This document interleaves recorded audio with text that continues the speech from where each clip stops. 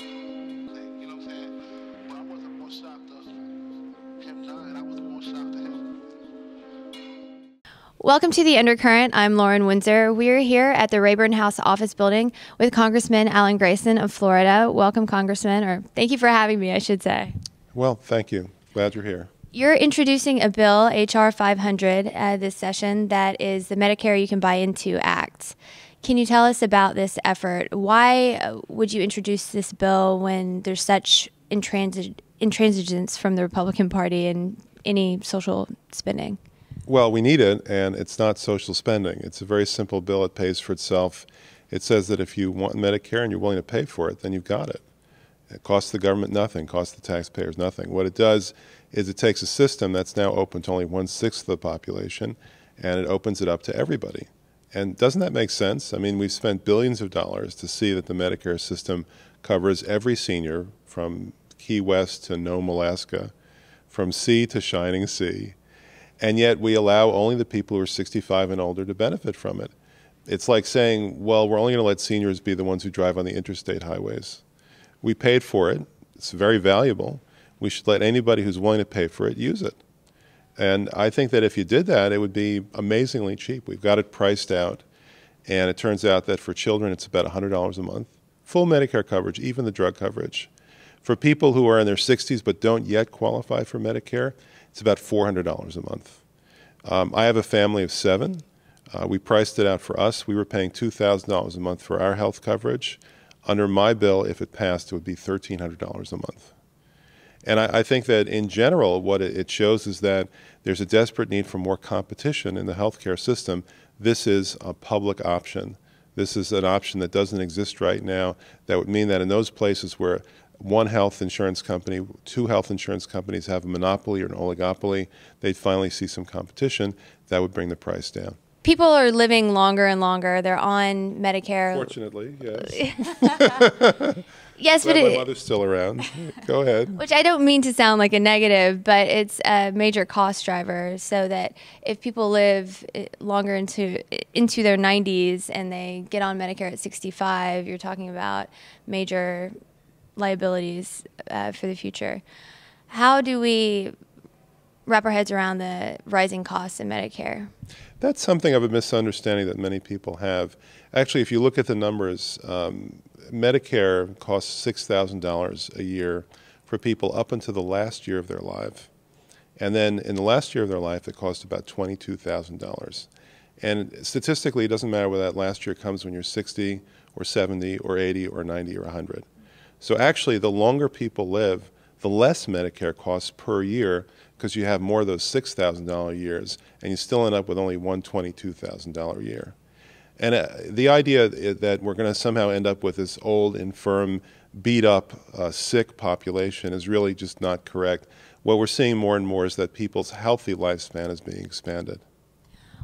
With the average prescription being 5 for a 75-year-old, is that a healthy situation for seniors, for our medical system? Do you think that we are, as a nation, incentivizing the wrong things?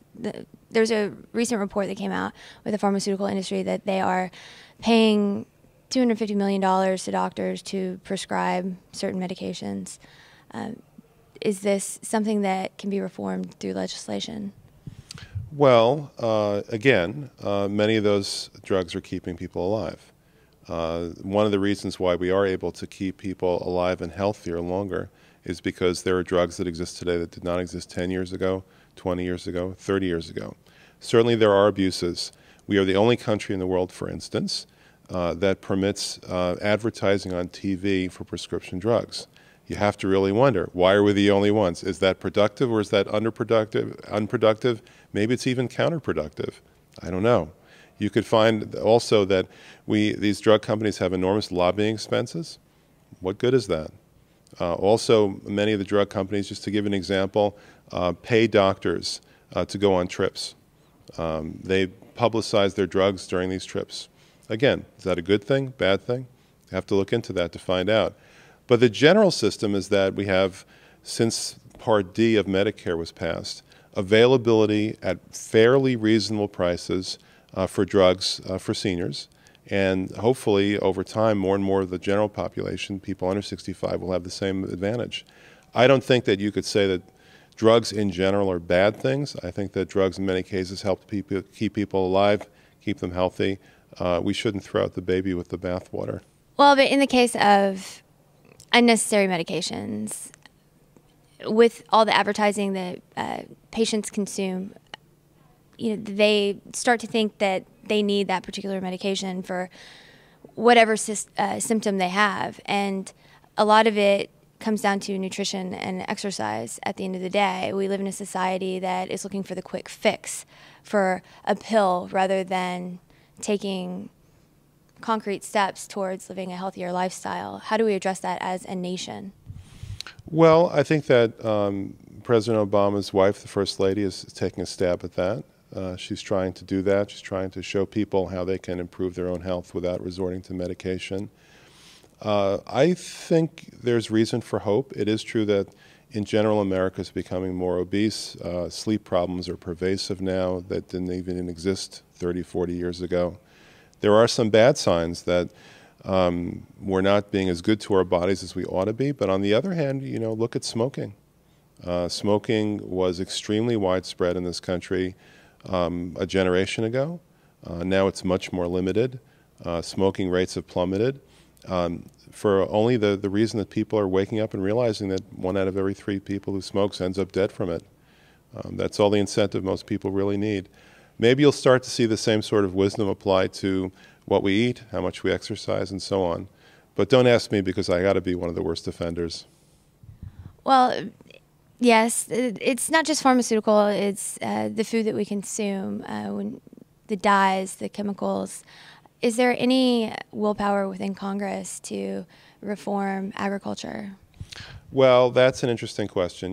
We have essentially created factory farms that produce factory food. There's just no other way to describe it. Everything is by the pound. If you buy chicken and beef and all sorts of other things by the pound, then what you end up with is lots of pounds at the lowest possible price. That's how these producers compete with each other. But that's not to say that it's nutritional at all. It would be, I think, useful for consumers to be better informed about the relative values of nutrition that they see in the supermarket. We're already on our way to informing people better about the calories that they consume, the fat that they consume. Maybe other nutritional elements should be part of that. I do think that if you give people only the incentive to produce lots at a cheap price, you're definitely missing something when it comes to food. I think the organic food movement is showing us that there can be another way. Did you support Mayor Bloomberg's legislation to ban big gulp sodas? No, I don't support that. I think that people are well informed enough to be able to make that choice on their own. Certainly, he's the leader of that city. He's using his authorized power in order to be able to accomplish what he thinks is good for the people of that city. That's democracy in action. If that's what New Yorkers want, that's fine with me. I'm not saying that that's what I think people in Central Florida want. I'm pretty sure they don't. But God bless him, if that's what he thinks New Yorkers want and that's what they want, then that's what they can have. So what do you hope to accomplish with your legislation, with the H.R. 500 bill at the end of the day? Well, at the end of the day, I hope to see it passed. But realistically, that's not going to happen with the House composition. You're in the minority. It's not going to happen this year or next year. It could happen the following year. I mean, what we're doing in many respects is we're laying the foundation for a progressive agenda across the board when the Democrats are able to pass it again. The other side does that all the time. You saw all sorts of bills introduced by the other side when they were there 4 years in the minority here. We're trying to do the same thing, not just with health care, but with other areas as well. This bill that you're describing, when we did have majority, got 83 co-sponsors in 2 weeks in the 111th Congress. It's just that the clock ran out, the Republicans took over, there was no time to get it passed. But I think that there was a clear sense on the part of the leadership, not just rank and file members, but the leadership here among the Democrats, that this was the next big thing that was going to happen in health care, and that's how I see it too. Well, we wish you the best of luck with that bill. Thank you so much. Thank you. Pleasure to be with you. And it makes me wonder if I'm under some sort of spiritual matrix with the truth put over my eyes with the evil forces that compromise my state of mind. Have I been hypnotized to believe in lies?